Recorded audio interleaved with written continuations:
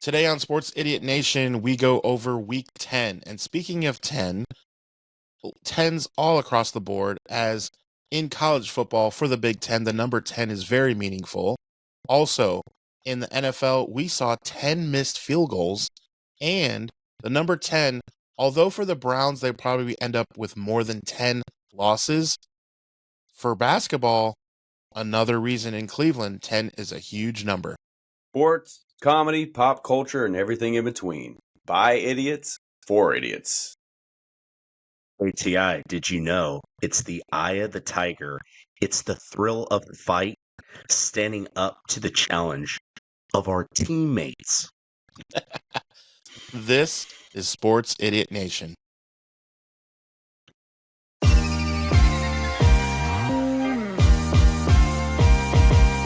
Sports, comedy, pop culture, and everything in between.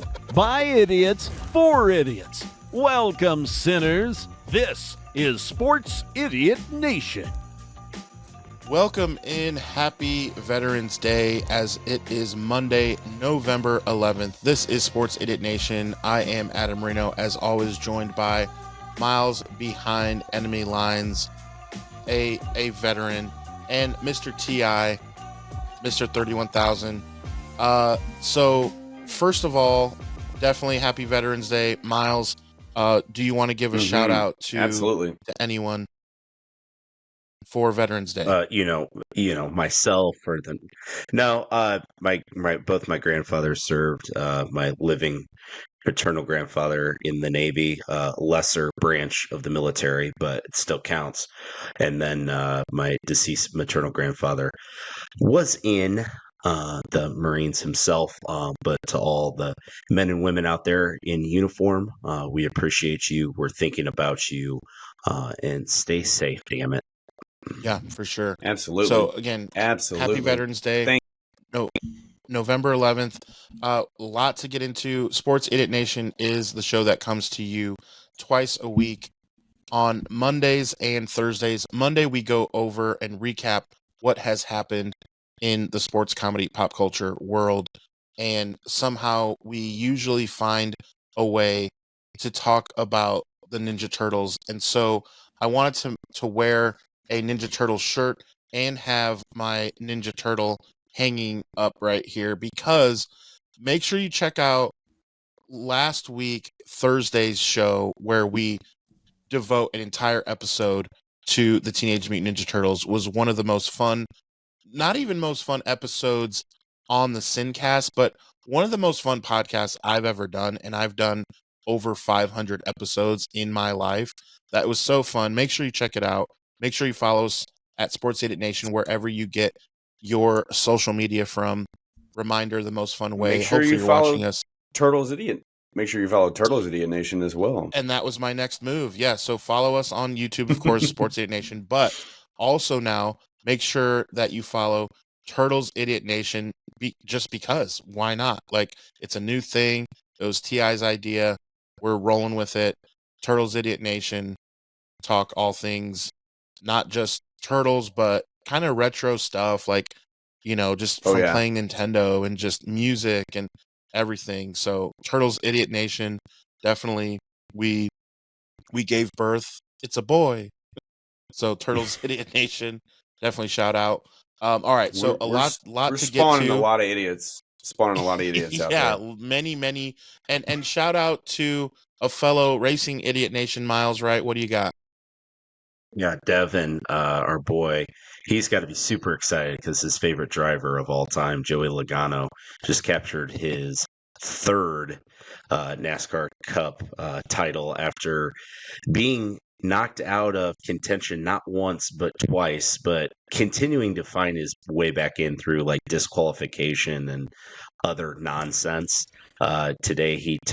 Yesterday rather, he won the winner take all for the NASCAR Cup. So I know Devin is just super excited about Joey Logano winning yet again. Just like he's the Tom Brady of NASCAR now. Yeah, Joey Logano finds a way. He's the Grim just Reaper like life finds a way of NASCAR Logano. now. Logano finds maybe a more way. than Patrick, but yeah, he's more like Patrick Mahomes than Tom Brady, I think. Hey, All everyone right. hates him, right? So why not be Patrick Mahomes? Either one. Speaking of, hey, while we're at it, let's just plug new stuff. Shout out to our boy Matt, who has taken the reins on Wrestling Idiot Nation. Like I said, we're spawning idiots left and right. We got some cool stuff in works there. We're gonna have Matt on soon, and I got some more wrestling stuff lined up. So you guys stay tuned. We are idiots, and we're spanning the nation, spanning the globe, worldwide idiots. Proud of You it. guys heard of Yeah. worldwide pants? We're worldwide idiots. Worldwide pants. That's a good one. All across the idiot nation. So, all right, we got a lot to get into. What a great game Detroit and Houston was last night. We'll get into that as that was the most recent thing that happened. But I want to get into the NBA real quick because just randomly, like you talk about one of the most random things that possibly could happen. Don't look now, but the Cleveland Browns are terrible.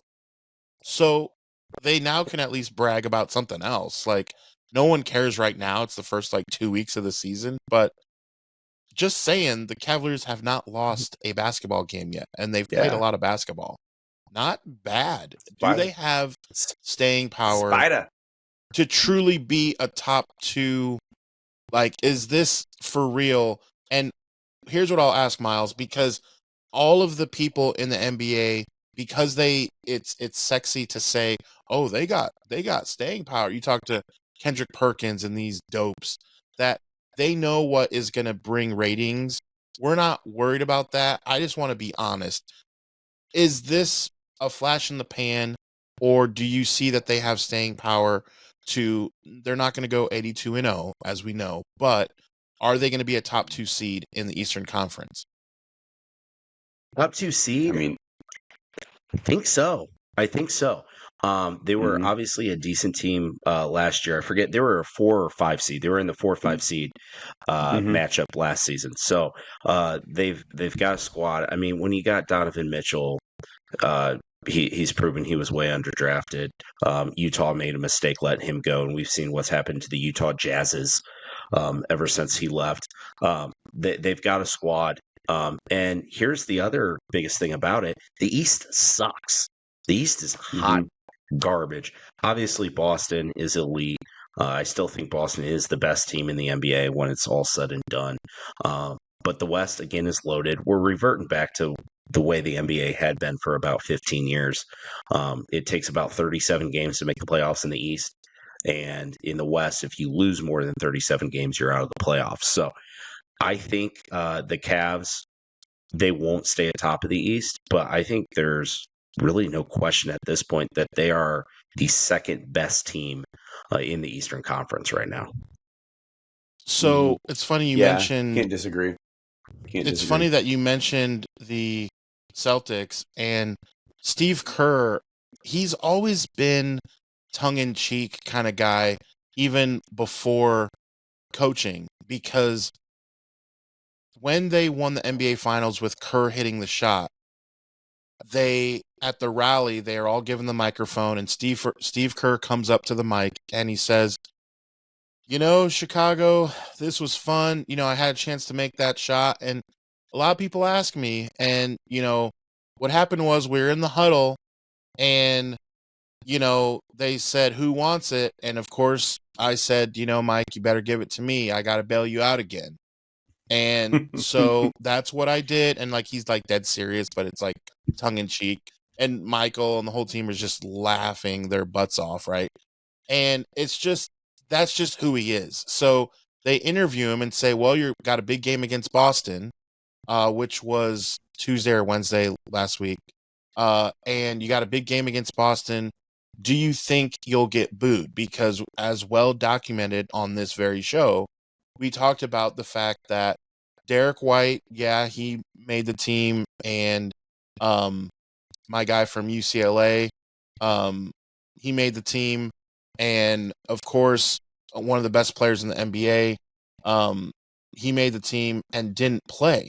He didn't play that much, and so, um, like, was it a thing that Tatum, was he going to get booed and all that? And he said, you know, I don't think I don't think I'll get booed. I think I'll get a standing ovation because, the Celtics had multiple players and they got some playing time, and Jason Tatum was a part of that, and we won the gold medal. And so I think I'll get a standing ovation. Like, he was on Sports Talk Radio saying that. And it's like, okay, that is so tongue in cheek. Like, he's not getting a standing ovation as the coach of the Warriors when you didn't play Tatum and you already beat them in the finals a few years ago, and Boston thinks you're a bum. So it was just hilarious. But what happened? Kerr goes in and beats him anyway. Like, that was awesome to see. Now, Boston does look good, but Golden State looks good too. I mean, you look at... Except when you play Cleveland and then got yourself undressed. Yeah, that's fair. So, undressed. As you look at the... as we check in with the NBA, the standings are as follows. The team that's undefeated is only, and by 2 games. I say this because the next best team have 2 losses. So the Cavaliers are 11-0, and the Celtics, Suns, Thunder, and Warriors all have 2 losses, and then everyone else falls into place until you have the 2-6, 2-7, 2-7, 2-8, 2-8 teams are Raptors, Bucks, Sixers, of course, Jazz, and Wizards. So all those teams only have 2 wins. Zion is out again. Like, is he done? Surprise! This is my surprise face. We're a meme now. I mean, come on. I have said it. I have said it a million times, and I will say it again. I am so glad the Grizzlies had the number 2 pick that year. I am so glad, because they would have picked Zion, and we would be sitting here. They already screwed up years ago, when they could have drafted James Harden or Steph Curry, but instead, they went with Bozo, and just so, yeah. I mean, Zion Williams, excuse me. Yeah, it's great in Duke, but let's be real. I mean, is he the quintessential bust? I think he is. It doesn't matter how many games he played. It doesn't matter how many points he scores in those games. They drafted him to be the face of the team. They drafted him to change their franchise. And yeah, we all know how that's worked out. Yeah. They drafted him to change that city. Oh yeah, totally. They thought he was going to raise the elevation of that city, and absolutely. And even with Ja having his issues both on and off the floor with injuries and stupidity, there's no question that the Grizzlies won that. Oh yeah, and they would have 100% took Zion. So yeah, I'm glad. And then that dude, man, he's got all the issues with the strippers and the baby mamas, and his likes to have some extra desserts. And it's like, bro, in the NBA, man, you can't have extra desserts if you're a professional basketball player, unless you're like Oliver Miller or something, Oliver Miller. But you're not Oliver Miller. You're not Oliver Miller. No, he's not. You're number you're 25 not meant to be for the Oliver Phoenix Miller. Suns. I can't disagree with a lot of those teams. I think some teams that we're not talking about on the radar a little bit, Oklahoma and Orlando, they've got a good nucleus. And my Grizz are sitting here without Ja, without Marcus Smart, without Desmond Bane. I mean, Marcus Smart, former defensive player of the year. Jaren Jackson didn't start the year playing. He just now came back. And they are 7-4. They have every game they've lost, they've been up by double digits to half. They just hadn't closed it out. So they haven't been blown out yet. I mean, they've had some scores that have went a little wayside towards the end of the game, but it's like I haven't seen them yet be a game where it's like they just got waxed off the floor yet. So I'm excited to see when they get Marcus Smart back and have him in there. I mean, anytime you have an opportunity to have the back-to-back defensive players of the year in your starting lineup with Jaren Jackson and Marcus Smart, that's nice. Desmond Bane is a sharpshooter. Ja is ready to take that throne. Like, he's already said it. I think he's put the nonsense behind him. Of course, he is not playing right now because of injury. So, hopefully he doesn't have any extracurricular activities going on while he's not playing. But I'm a little biased, of course, but I think on paper this is the best roster they've had since the grit and grind days with Gasol and Randolph and Tony Allen. And I'll go on record and say they may be better. Zach Edey, right now is doing great. He is holding opposing centers to like record low field goal percentages. The other night he had 25 and 15. I mean, we're not even 10 games into the season, you know. Which I'm we are surprised. now, but at that point we weren't. You know, yeah. I am me surprised. too. I mean, he's right now he's coming off the bench too. You like they're playing smart with him. You know, right now with Jalen Wells and him, they have the 1 and 3 ranked top 5 rookies in the NBA. Granted, Jalen Wells getting to play a lot because of the injuries. He'll go back to the bench, but I mean, you got Scottie Pippen Jr. come off the bench, has his first triple double the other night. The first father son duo to ever have a triple double in the NBA. I mean, you know, I think last night he had 17. I mean, dude's balling, you know, and he's going to be filling in for Ja for a little bit, so he's in the starting lineup. He's loving it. He also likes coming off the bench. I mean, Lakers cut him, you know. They cut him and Jay Huff, and the Grizzlies picked him up. And I mean, Jay Huff had, I think, 11 or 14 points of the night in 8 minutes. I mean, broke it on the court for 8 minutes and put up like 13 points, put up like 4 threes. I mean, it's like, you know, you can't knock that. So I like where they're headed. Of course, like I said, I'm biased. We'll see what comes playoff time, but I think the Grizzlies have when they get fully healthy, they're going to really surprise some folks because Desmond Bane's one of the best players in the league. Doesn't get a lot of credit because he's on the Grizz, but man, he is a baller and he's a sharpshooter. Bro, just pull up at the logo and just drop it on you and just stare at you and, you know, flex on you. He's built like a brick, you know what house, you know? So yeah, he's a baller. He may not be a shot caller, but we are calling our shots. He's got 20-inch blades on his Impala, though. Yeah, we are calling some shots here and admitting that we did not call that the Detroit Lions would not give up a single point in the second half of their game last night. We have to get into this because we were talking, you know, as we do in the group chat and just talking like, oh, well, looks like it's over. Maybe Goff was exposed a little bit. And to be honest, he still was exposed a tiny bit. I will say that 5 interceptions was not all on him. There was one that was thrown right before the end of the half, a Hail Mary. And then there was one for sure that was tipped. That was still kind of his fault because it was a guy who went back in coverage and tipped it. And then former 49er Jimmy Ward got one. And so in the first half, he had 3 picks. I mean, which is a lot, and had the number 10, we talk about the number 10, he had 10 incompletions in the first half, which was what he had in the last 3 games. Jared Goff has been absolutely playing out of his mind, and it was Chris Collinsworth. Now, here's a guy who said that the game plan was to make Jared Goff a regular pocket passer. And in the first half, you just saw that's exactly that. They were kind of stopping the run and they're really stifling the Detroit Lion offense. And I know you guys hate to hear this, but in the first half, the Texans really looked dynamite. And then as we were kind of writing them off slowly but surely, they didn't score a single point in the second half. And the Detroit Lions win last night's Sunday night game 26 to 23. 2.0. Josh Freeman 2.0. It's so wild that that you heard it here first. Weeks ago, you did say it a long time ago. Like the Houston Texans, by default, obviously are still going to win that division, but numbers. So Stroud, the trailer park carnation. I mean, come on, let's be real. You know, I mean, it doesn't take much to win the AFC South. I mean, well, right. My goodness, they're still going to win it, but Colts are bringing a geriatric quarterback into as their starter, thinking that's going to help them. No, Jagoffs are starting Mac Jones. I mean, Titans got the Mayo man. It doesn't take much to win that division.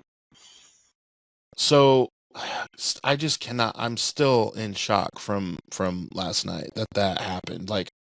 And then they had a chance and missed a field goal, gave the ball back to Detroit in good field position, and boom, they come through and take your kneecaps. So Yeah, congrats to Jake the Bates Lions. with Like, 2 field goals in the last 5 minutes, 50+ yards. I think 58 to tie it, and then 52 yarders at time expired. That hurts. Solidifying himself as the second best Jay Bates in the NFL. Man, yeah. I came this close to picking up Riley Patterson to start him. Oh, I should have started him. Back-to-back 50-yard field goals. Oh, that would help me out. Would have helped me out. That's okay. That's okay. Going against Jamar Chase, there's not much you can do. Man, you may survive Jamar Chase, which is crazy. I'm this close. I may. This close. I'm sure you'll post on Sports Idiot Nation. Again, be sure to follow us wherever you get your social media. Of course I will. Take an opportunity to brag on the internet. Why wouldn't I do that? Come on now. We're not above that. We talked about heartbreak. We posted on Sports Idiot Nation, and I can't remember who did we say should have gone for 2, and they didn't. And this was in the last 2 weeks. I cannot remember. The other day, I said the Pats should have against the Titans, but the Bengals should not have went for 2. So that's what I want to get into, because they lose 34-35. The refs were in it. Although, there were 3 face masks on that call, on that play. The one guy committed 2 of them at once with each hand. With each hand. Literally. Like, he's got one dude on the ground, and he's grabbing Burrow. It's like, okay. And then there's another guy in the background. It's like 3 face masks in one call, And then, you got the Titans call. It was that was clearly a fumble. Like, what's going on with the NFL refs, man? They're just like, oh, well, we didn't see these things or whatever. It's like, you have the most impressive technology that's ever existed to see these replays, and like, you're still getting these calls wrong. Something has to be done. I mean, no love lost for the Bengals or Ravens. I didn't care how that game ended, but my thing was Zach Taylor was like, well, we didn't want to give Lamar a chance to go down and win. And it's like, well, even if you went for 2, you're going to be up 1, right? There was still 25 seconds on the clock. All they got to do is get Justin Tucker within 60 yards. Yeah, he missed the extra point. Yeah, he's been stumbling a little bit, but he's still Justin freaking Tucker. Dude, the game on the line, he's going to hit that. So I was just kind of like, what are you doing, That was a little overzealous, I think. They're a little too confident, too cocky. Should have played it safe. They've already lost to the Ravens once. Ratbirds. So I kind of thought that was a bonehead call. I don't know. Miles, what do you think? Would you win for 2, or would you have played it safe? I would have won the football game. You would have went for 2? I would have won the football game, yes. Yeah, just single-handedly. What an idiot. Miles walks on the field. Just win the football game, damn it. Miles plays to win the game. Puts his hand out, you play to win the game, magnetized to it. Hey, just Google him. So speaking of, I found out what it was. It was November 5th. If you check out Sports Idiot Nation, you'll see. I just looked at Facebook, and it was the Bucks that they should have went for 2. But that's a different, in my opinion, that's a different situation, because first of all, it was against the Chefs. So like, you're trying to, and it's, you know what I mean? Like, I thought that Tampa Bay should have went for 2 instead of going to overtime in that. But here I agree that the Bengals should not have, but I get it, but it's just like a heartbreaking way to lose 35-34. That started the week off for football for NFL. That was pretty solid. The other thing I was excited to see. Go ahead. I was just going to say, I think sometimes coaches get this mentality when they're on the road that they're like, oh, yeah, we're going to go for 2 and we're going to win this game. We're going to silence this crowd and we're going to show them who we are. And it's like, you're on the road, bro. Play it safe. Play it safe. Do that at home. Play it safe, So, by the way, my earpiece just fell out there, guys. So, hopefully you're still with me there. Oh, no big deal. And some issues over there tonight, TIA. Technical difficulties over here. I'm going to kill a cat later. Right. Yeah, exactly. He's eating the cats. Why must I be like that? You see, So they eating the cats, they eating the dogs. not my president. Yeah. So yeah, shout out to Trump, whether you voted for him or not. The stock market. 547. Whether you hate the guy or love the guy, he's the president. Deal with it. Yep. You know, 45 and 47. Yep. That's so crazy. So I saw an interesting thing that was posted on some reel. I was following it, and here's the deal, because the NFC West still has a lot to be said before it's all said and done. Colin Kaepernick, okay, 20-7, 62% of his passes, 265 yards per game, 45 touchdowns, and 14 picks. Then, and they lose the Super Bowl, he overthrows Michael Crabtree. All right.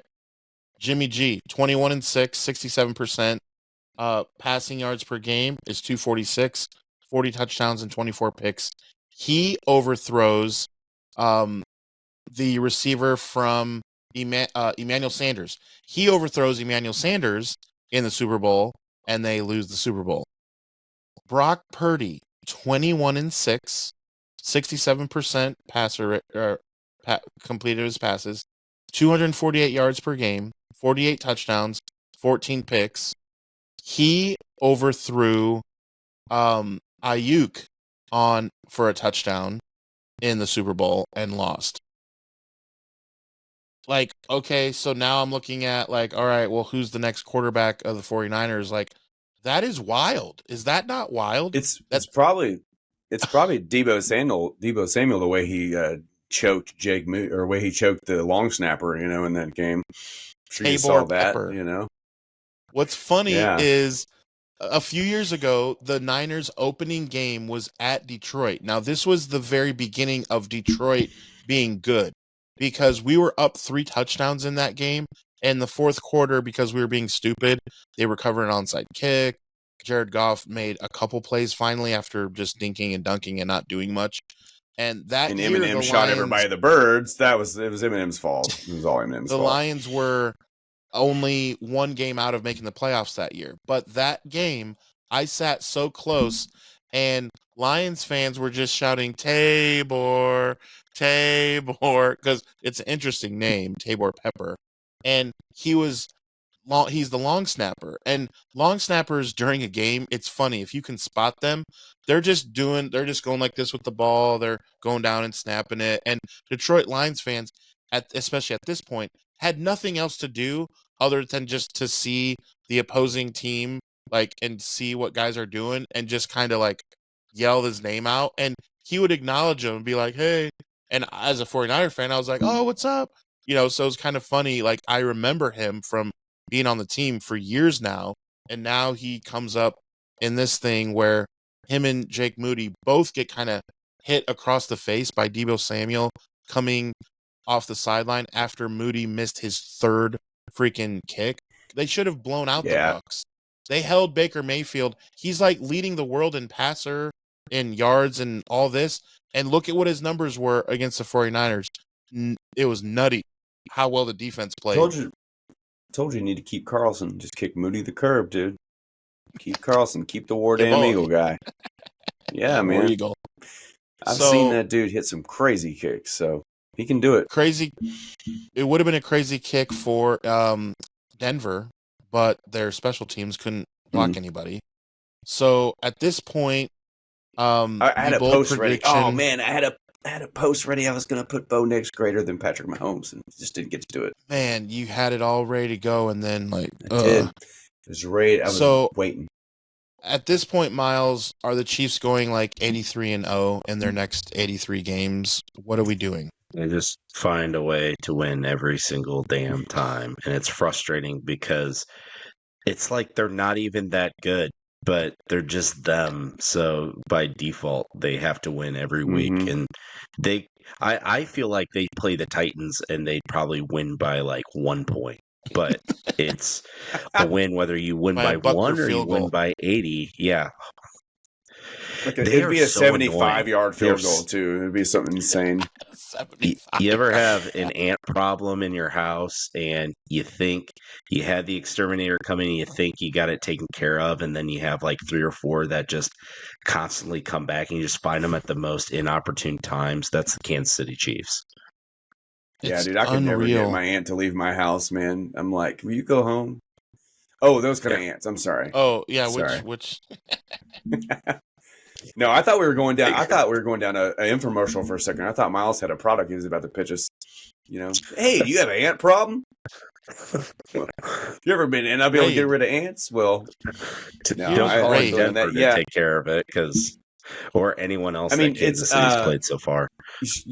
Shout out Austin. Try Pepsi Bats, Zero Sugar. But he always one of his like ongoing kind of like tongue-in-cheek posts is he's like, I just feel like nothing bad has happened to the Chiefs in the last like 3 years, and it's just like that's always like his Monday post after a Chiefs game, and it's true. I mean, come on, man! Like, when's the last bad thing that's happened to that team?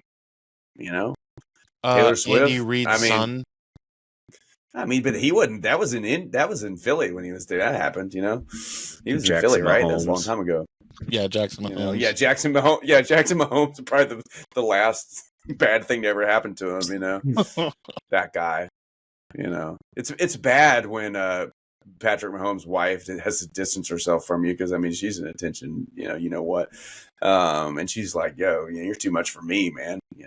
It's like when you had 3 degrees. I was gonna say it's like -3 degrees, and she's like pouring champagne on people. when he had a player about 12 years ago kill himself in the parking lot, you're due for some good times for a long time. So yeah, dude. Yeah, I think that took care of Kansas City's bad omens for about 30 years. Right there. That was the catalyst. That was the catalyst that kicked the happy days into gear. The catalyst. And the fact that the Bears traded up for, God, I already forgot his name. What was the dude's name from North Carolina that bounced around a little bit? Mitchell Trubisky. Trubisky traded up for Trubisky. That was that. Obviously, that too. That like what in the Bears? What in the world? I mean, here they are with 4 wins again. They already shipped Justin Fields off so they could draft another quarterback that's mediocre. They already traded up to draft a quarterback that's mediocre. Like, what's in the water in Chicago that they can't just get it right, So the other game that I thought was of importance and was a good football game to watch was Steelers, since we talked about Justin Fields. Steelers at Commanders. And, man, the Commanders lost a complete heartbreaker of a game, 28-27. But the Steelers, there hasn't been either, I don't know if it's enough time on the freaking show or but it's time, guys, to talk about the Pittsburgh Steelers because this, it doesn't make sense. And if you don't put some respect on Mike Tomlin's name, then what are we doing at this point? Respect. Shout out Ali G. Respect. Put some respect on Omar Epps' name. I mean, Mike Tomlin. The dude just wins games. I just don't. They've won 4 in a row, 4-1 their last 5 games, and they're doing it all different ways. They're winning close games. They're playing defense, especially when they need to, getting stops. I didn't think. Yeah. I thought they'd be in last place, honestly, at this point. I did too. And they're freaking 100%. Leading the division. And their next game. So you talk about next week, the schedule is so incredibly sexy. You have the Commanders and Eagles next week, the 49ers and Seahawks next week, the Colts and okay, never mind. But and Titans, the Ravens, Vikings. Yeah, mayonnaise. Upset City. Ravens and Steelers. Sam Darnold looked great.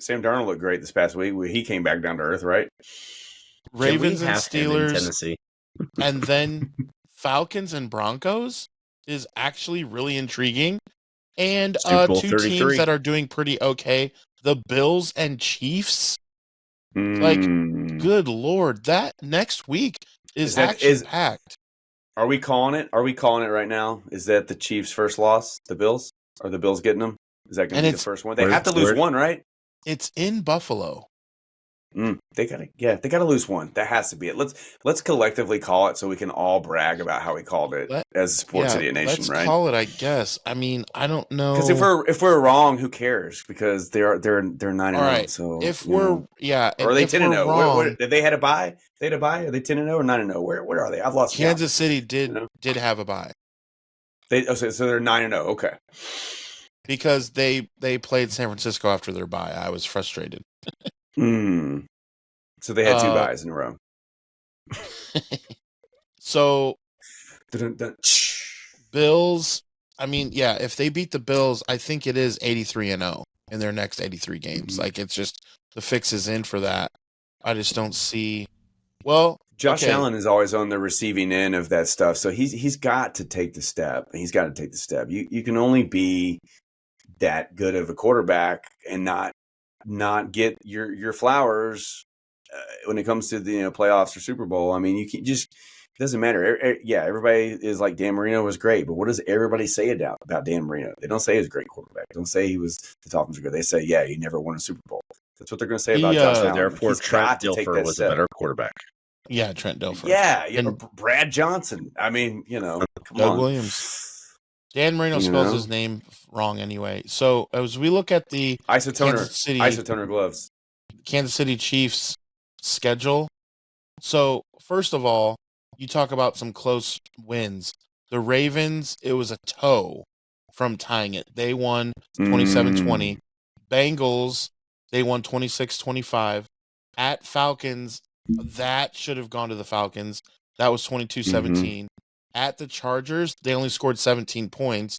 Shout out to the defense there. They won 17-10. They beat the Saints. 26-13. Then they beat the Niners. That game was close. They only beat the Raiders 27-20. They beat the Bucks 30-24. And had they gone for 2, the Bucks had a chance to win that one. And then just now, because of a blocked field goal yesterday, they win 16-14. So they are undefeated, and they have they're this close at the Bills. Then it gets, I don't know, it may get easy. I mean, at the Panthers versus the Raiders versus the Chargers, at Cleveland, and then to finish out is Texans, Steelers, and they finish at Denver on January 5th. I mean, the last tough 3 gauntlet is tough. End. Yeah, it is. They should have 2 losses. They should be 15-2. But dude, they could. But they also have to play back-to-back division games with the Raiders and Chargers too. I mean, it doesn't matter. It doesn't matter how good or bad. But they're both at home. Division games are division games. They're both at home, though. Sure, but as you're stating out these scores, though, Pittsburgh could be tough. They're this close to being 0-9. It could be. I mean, yeah. Okay, Tennessee. I mean, basically. There's no blowout. There's no blowout win. So they're this close to being 0-9 from being in position for the first overall pick and picking a quarterback to replace Patrick Mahomes is what you're saying. Yeah. Can you imagine though if the Chiefs had the number 1 pick in the draft with Pat? Oh my God, dude! They would just let Taylor Swift pick. They'd be like, hey, why don't you just pick whoever you want? Or just let him play quarterback. I'm calling right now. It's going to be a Christmas miracle. On Wednesday, December 25th, the Chiefs play Netflix, at Pittsburgh. On Netflix, right? I think Netflix has Christmas Day games. Yeah. No, it's not. This year. It's a new thing. I'm serious. I'm serious. Netflix has Christmas Day games. They have 1 game. I know they have 1 game. They might have more. Well, so you're telling me that pretty sure they did. I just looked it up. This year?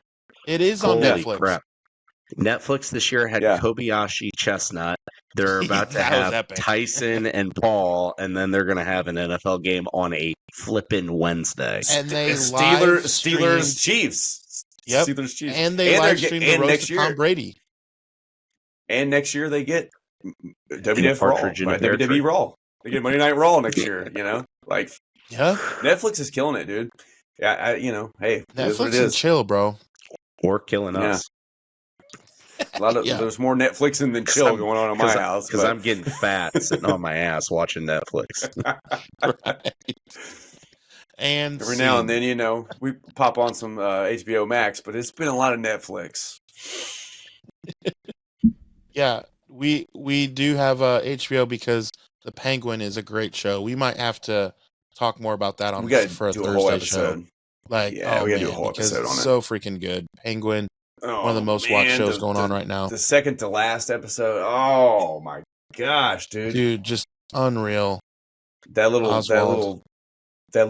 thug dude, in the city that's like, yo man, hook me up with your people. Hold on to your nut there, Ti. We'll get into that. We don't want any spoilers yet. I know, but man, I did not see that coming, and I was like, holy cow!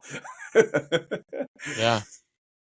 No, it's next level. Stuff. It's next level show, man. It's upper echelon. I mean, Colin Farrell has to get nominated for some kind of award. But anyway, let's move on back to sports. Yeah. So I think derailing. I think it's time to get into. First, let's talk through some of the upsets. Miles, you had Miami losing. Why? And let's get into that game. Well, for one, Miami has shown how vulnerable they've been. Mario Cristobal, perhaps the most overrated coach in the country. Time and time again, he makes terrible coaching decisions, especially last season against Georgia Tech. If you recall that 2023 game against Georgia Tech, when all Miami had to do was kneel the ball, there were under 40 seconds left. Georgia Tech had 0 timeouts left. But instead of going to victory formation, they hand the ball off. They get stripped of it.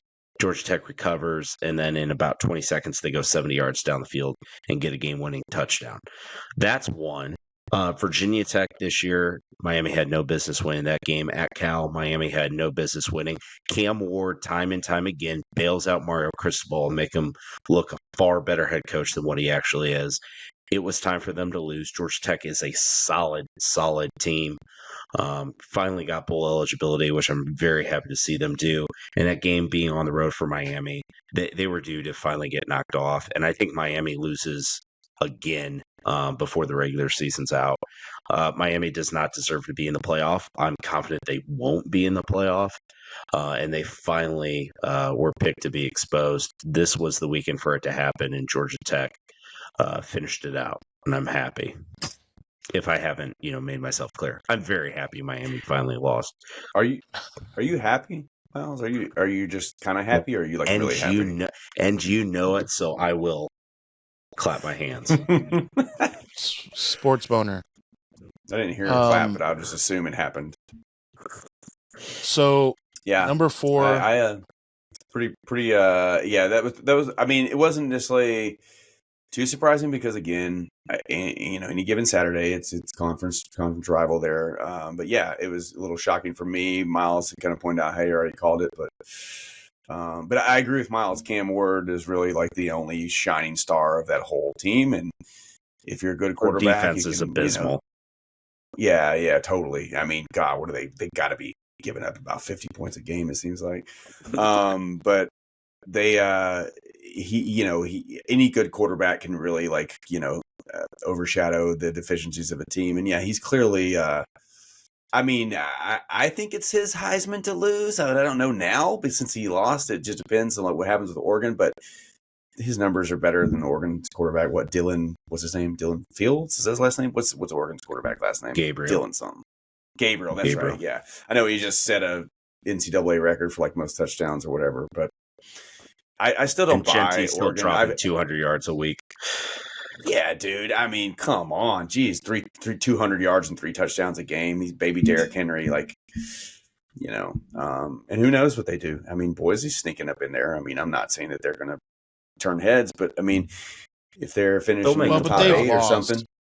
But they've lost at least. Well, so they BYU lost at Oregon by 3. So Boise State's that far away from arguably being the number 1 team in the country. Hell, but yeah, again, just like with MVPs in the NFL, it's like, who's the quarterback for the best team? Oh, we'll give it to that dude. It's annoying, but that's just the nature of the I mean, business. the Heisman is a weird. I mean, it's a prestigious award, yes, but how many Heisman winners go to the NFL and even do anything, much less get drafted? I mean, how many? I mean, well, last year's one's doing pretty well. Yeah, very true. I mean, lately that's changed a lot, but in the past, I mean, let's take Tennessee's coach, old Josh Heupel. Like he won a Heisman, right? Didn't Heupel win a Heisman that year? And he didn't even get drafted the next year, right? Am I wrong? Did Heupel win the Heisman the year? It was, I think it was their next quarterback, White, who won it for Oklahoma. But to your point, there was a lot of quarterbacks in that early 2000s, late 90s range that like Danny Warfel for Florida, and later on 2010, I think Sam Bradford, who was supposed to be the one who changed it all, that was supposed to change the narrative. Dude fleeced the league for years. Bro's like signing contract. He was the Daniel Jones before Daniel Jones, Bro was out there just getting chance after chance, stacking up his money. Good for him. But I mean, even back in the day though, when it was a running backs, to lose. I mean, Rashawn Salam, Kajana Carter, Reggie Bush. You had all these guys that went to the NFL and they were at that point role playing running backs. They weren't game changers. They were just like, hey, we need about 5 yards here. Think you can get it? I get you about 3.5, maybe 4. But I mean, none of them were just. To me, Cam. I mean, I'm biased, Auburn fan. Cam Newton was like one of the real ones that was like, all right, this dude really went in gangbusters and showed that there's a reason why he won the Heisman. I mean, let's take. I mean, Derrick Henry, obviously. We had Kyler Murray, who's doing. Whatever. Give or take, however your opinion of Kyler Murray is, he's still a good NFL quarterback. You can't say he's not. That's what I'm saying. But people still try to knock him. Did Trey Richardson win the Heisman? I mean, did Trey Richardson win the Heisman that year? I mean, like at Bama, I know they had a few running backs in a row that won Heisman. Well, you're thinking of Mark Ingram. And Ingram had a pretty good career, but I mean, he still wasn't. He wasn't the game changer. He was good, but he benefited from playing with Drew Brees a little bit. Team. Yeah, you didn't worry about him in fantasy. I mean, but he benefited a lot from Drew Brees. I mean, which is, you can't fault him. I mean, you fall in a good situation, a good quarterback, then your numbers are going to be better than most. But I just I don't always equate the Heisman to being like the game changer. It's like Miles said. It's just like, hey, whoever the best person is on the best team at the time is probably going to win it. But there might be other players that are way more phenomenal athletes. Right. So let me ask you this, and we're talking college football. If BYU, I was pulling for Utah. Like, that game was so close. It was 22-21, I believe was the final. And like, Utah didn't score in the second half, and it's just so tough like to do that. But okay, BYU, and here's the argument that we made for IU about a month ago, that they have kind of the same schedule, but usually they either lose 30-20 or win 23-20. And that's not what IU's doing. We'll get into IU a little bit later. But all that to say that, with Army, if they go in, they still have Notre Dame, but you look at who they've played, and Army usually loses 30-17 or wins 17-10. And you look at what they're doing, and they are just beating up teams. Do they have a chance, if all said and done, especially if they beat Notre Dame and then run the table, are they in the top 12? That's tough, isn't it?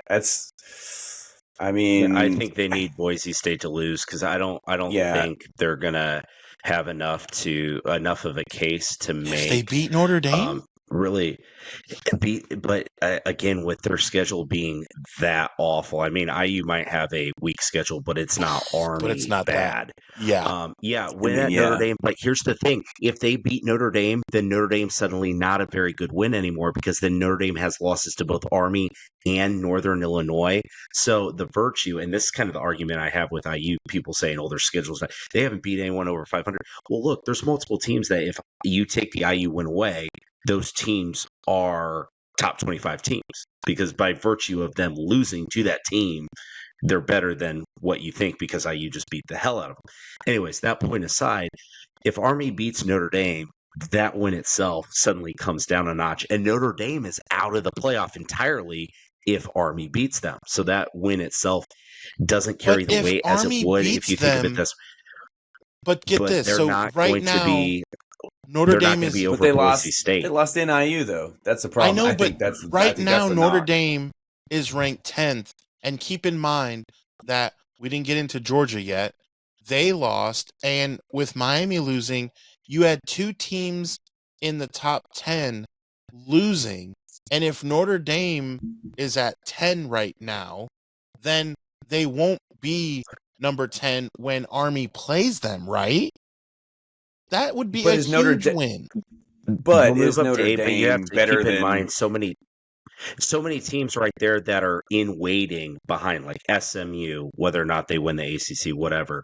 Texas A&M, Tennessee, once they lose to Georgia, because Georgia will jump back up after they beat Tennessee, which they will at home. So all those SEC teams that are beating up Never on each know. other that have the quality wins, if they have 2 losses, they will get in over an Yeah. undefeated Army team. That- Because the fact of the matter is, Boise State has 1 loss. It was at number 1 Oregon by 3. Army is not going to leapfrog Boise State unless Boise finds a way to lose. The only way Army gets in is if Boise State loses a game, and then Army gets the automatic berth as the 5th conference champion, and then basically gets the 12th seed. As an at-large, otherwise, I just don't see it, because there's too many teams right there with so many quality wins that'll end up with 2 losses that just will be higher in the pecking order, that one win over Notre Dame just will not carry enough. Okay, Yeah, that's what I was going to say. I think Notre Dame's going to win the game anyways. Yeah, that was going to be my point. I was going to say, so let's say Army beats Notre Dame, right? But Notre Dame still lost in IU. Is Notre Dame or Army either better than a 2-loss Ole Miss? I mean, no, I don't think so. I mean, well, because look what Ole Miss did. They beat the number 2 team in the country. That's kind of segueing into the Georgia game. That's kind of what I'm saying is, like, you know, when it's all said and done, like, I mean, is as much as, you know, we saw what happened and we've seen happen before, and granted, what happens with UT Georgia, we don't know yet. Like, my money's on UT. Is a 3-loss Georgia still better than Notre Dame or Army? I would probably say so. I'd probably say they beat Army and Notre Dame. I'd probably say you could take the best players from Army and Notre Dame on the same team, and Georgia probably still beats them. So, I mean, I'm not saying I believe in Georgia, but it's just the fact of the matter. Like, right. It just carries more. The SEC carries more weight. And I think I don't think there'd be an argument on if Notre Dame's a good team if they didn't lose to NIU. I mean, that's just the gist of it. Like Miles is pointing out with Boise and Oregon, I mean, Boise's a better team than Army and Notre Dame. I would say probably. But, you know, who knows? I mean, as Miles has pointed out, I mean, Oregon did only beat Idaho by 14, so maybe Idaho is just as good as Notre Dame. By 10. Only by 10. Yeah. So let me ask you this then. These following teams, are these good wins? Southern Illinois, SMU, Wyoming, Kansas State, Baylor, Arizona, Oklahoma State, UCF, Utah, Kansas, Arizona State, and Houston. Is that a decent your resume is BYU? That's BYU's, isn't it? SMU, maybe. SMU. Shout out to former Auburn offensive coordinator, Rhett Lashley. There's 2 wins they have in there. At SMU, for one, who SMU is probably going to win the ACC now. At least they'll be number 1 after the regular season. That's a very, very good win. And beating the hell out of Kansas State by 29 points was also a good win. The issue with BYU is they've been exposed. We know they're smoke and mirrors based on that home game against Oklahoma State that they survived. They should not have won. And then getting some assistance there, whether or not good call, bad call, it was a little heartbreaking to see that holding call on 4th and 10 at Utah on Saturday. So BYU, I think their issue is game control. And I think that's a big reason why they're actually behind IU in the rankings. They're ahead of them in the bracket because they're the top team in the Big 12, but they are behind because their game control and the overall eye test, they're not that great. But that SMU win on the road, Kansas State win at home by 29, very good wins. Everything else, no, it's not. So where do they end up if they win out? They'll be fourth. They'll be fourth because if they win the Big 12, they're automatically a top 4 seed, assuming they'll be ahead of Boise State, the 5th one. Because, again, it's the top 4 conferences. It's not necessarily the Power 4, but as it's sitting right now, it's going to be the Power 4. It's the top 4 for the moment, at least. Is there any reason that we are not ready to talk IU? I'm always ready. We'll know this week. We'll know this week where they stand. We won't. They're on a bye this week, but They're thanks. on a bye. Oh yeah, that's next game. Excuse me, next game. Next game we'll know. So for now, in today's show, that's a good buy. That's a good buy though. Goodbye before OSU, man. The overrated state university. All right. So here's why I think IU has shown that they are really good at playing the game of football.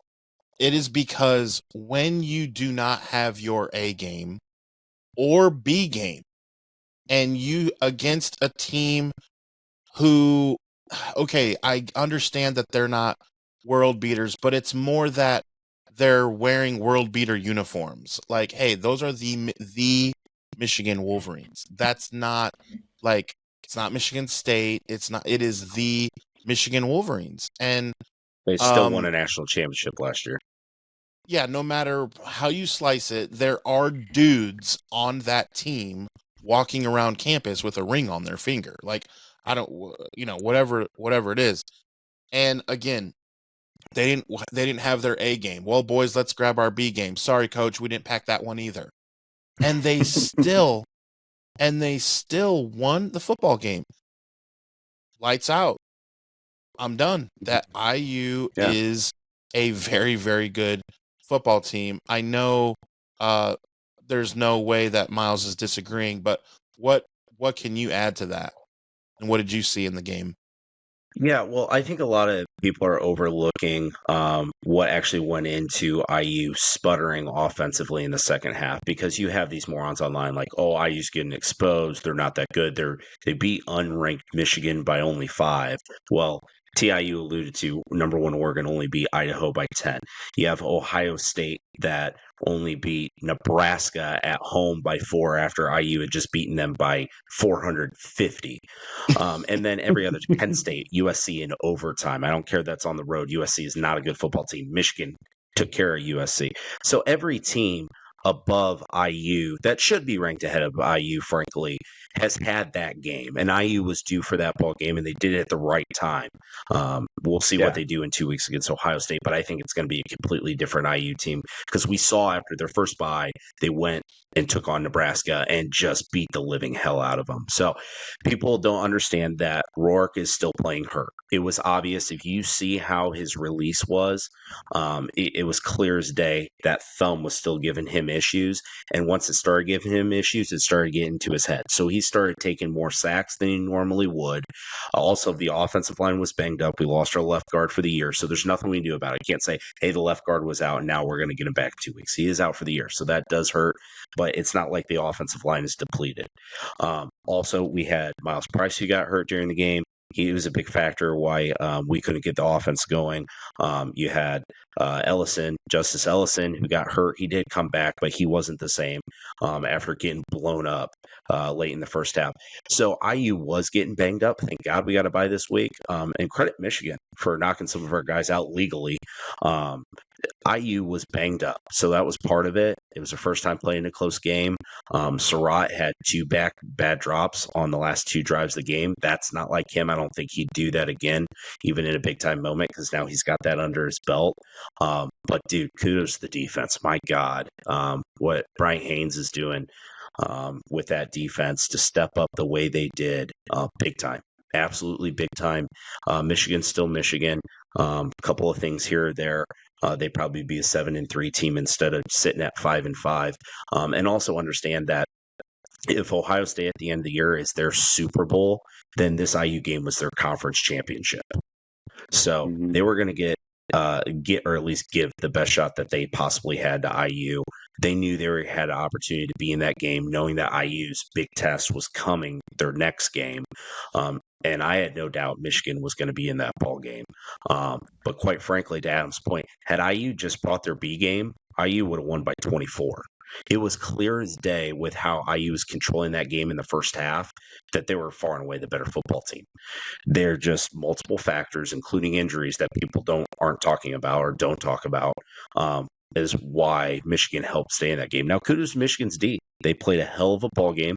There was a big reason for the way they played, for why IU was banged up, and they did it in a clean manner. But that's not going to happen every week. Obviously, it hasn't happened for the prior 9 games. And if IU gets healthy, going to that Ohio State game, and I hope, honestly, that close game, Ohio State's like, nah, this IU team ain't for real. It's fine.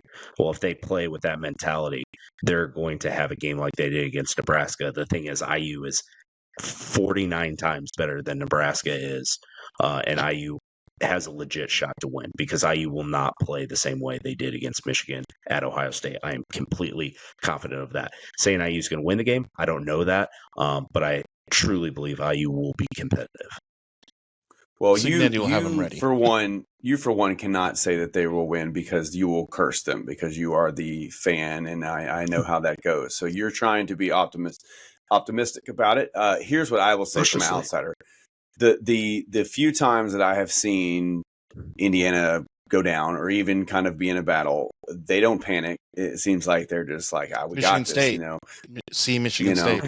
Yeah, I mean, what was that? Started off 10-0, right? 10-0. I think 47. Yeah, 47 straight. They're still scoring on the road. Hold on. I think I hear their fight music right now. I think they just scored again. But I will say that they don't panic. And another thing I will say is that their season is already a success. It is literally a success. Do they want to go further? Of course. Would they love to win a national championship? Of course. But right now, Ohio State has everything to lose, and Indiana has no pressure, because nobody's giving them a shot against Ohio State except Indiana fans. So the way I look at it is, the pressure's on Ohio State, and what happens when the pressure is on Ohio State? They choke. They always choke. So again, I'm not going to sit here and say they're going to win or lose, because I don't want to curse them, but I am highly invested in that game. My team is garbage. I have jumped on the Indiana bandwagon. If you follow my social media, I've riled some feathers up 2 nights ago. Just had some people coming out the woodworks. Had some Texas fans coming out, calling me all kind of name under the sun, which is pretty hilarious. So yeah, I'm fully on board. Toot toot. Yeah, I love to see it. Just living in Indiana and just seeing all the Notre Dame football / IU basketball fans that now kind of have to take notice that Indiana football is actually better than Notre Dame football, which has not happened, maybe I would be willing to say, in the history of NCAA football. That's never, ever been said. And as of right now, it's obvious. So, I will say another funny thing, when the bracket comes out on Tuesday, more likely than not, IU is going to be paired with Notre Dame on Tuesday. Well, without nonchalantly segueing into probably where we're headed, I will say, as an Auburn fan, once Bruce Pearl came on board, I used to always make the joke. It's like, yeah, we're a basketball school, which in the past, of course, we've had our moments. We've had our Chuck Persons, our Wesley Persons, we've had our Charles Barkley's, but let's be real. In the end, we're a football school, right? Well, we're now a basketball school. The joke always is, well, Indiana is a basketball school. Well, right. They sure as hell are not just a basketball school this year, So we got to give Indiana their flowers for sure. Whatever happens in the next few games, 10 wins. They've never done that before, correct? I mean, this is first 10-0 in school history, right? Yeah. First 10 win season ever. Build on that. We will get to 11 because we still have Purdue at home. So 11-1 at worst ain't too shabby. Not shabby at all. So whatever. That's like I said, all the pressure's on Ohio State, and I just am very interested. I have already started popping popcorn for that game. So yeah, we love it. We love when pretty stale when you follow us on social media at Sports Idiot Nation. And what is that sound? Mayday! Mayday! Cover your brains, boys and girls. Put on your tinfoil hats because this is Idiot of the Week. All right, you idiots and sinners. This week, we had a flight that didn't go as planned by the itinerary. In flight, I believe, T.I., that's your basketball team, had some extracurriculars going on. They did. And we actually have the black box, do they call that? The call to the tower, air traffic control, of the pilot saying, hey, we're going to have to turn around and make an emergency landing. We got an altercation. And then the first officer, who's clearly from the state of Alabama, hops on and says, we got folks everyone's fighting up here. We got everyone fighting. We got blood on the shirt of one of these guys. One of them's jersey's all red. So if you haven't heard yet, the Auburn Tiger basketball team en route to Houston to take on the number 4 Houston Cougars had a couple players punch it out, apparently. I don't know if it was freshman initiation or what it was, but apparently they were able to hug, kiss, and make up because they went into Houston and beat number 4 Cougars. So on their floor, in a plot twist, the idiot of the week is the Houston Cougars men's basketball team for losing to a team that had infighting on a flight that had turned around and make an emergency landing, and they still went into your building and beat your ass. That's right. Shout out to the Auburn Tiger Mile. Yeah. Shout out to the Auburn Tiger Mile High Club. Mile High Club. Usually when you hear something that involves cougars and planes, you're thinking, "Oh, I'll see where this is going." But not in this situation. Yeah, they got some issues there with that freshman. Or I guess he's a freshman. I don't know. I think he's had some issues. Supposedly some rumors in his AAU days, but Bruce Pearl will get it under control. I mean, most teams would have probably got blown out, especially on the team's home court. And I just think that as a fan, they just need to get into a fist fight before every game. I mean, why not? If it worked once, it's going to work again. And you did against a team that's a true national title contender on the road. And Auburn suddenly is going to be a top 5 team now. And I guess that's your pregame ritual is making people bleed. Basketball. Yeah, top 5 in basketball and fighting.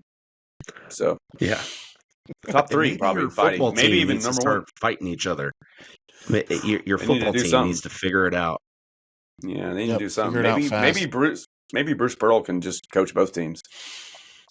Do you think that was staged? The whole thing was staged just to get into Houston's head? Like, was that one of the sickest psyops of all time to say, hey, we're getting in a fight, and Houston's like, oh, we're going to catch up, like the Heinz 67 coming out. Squirt.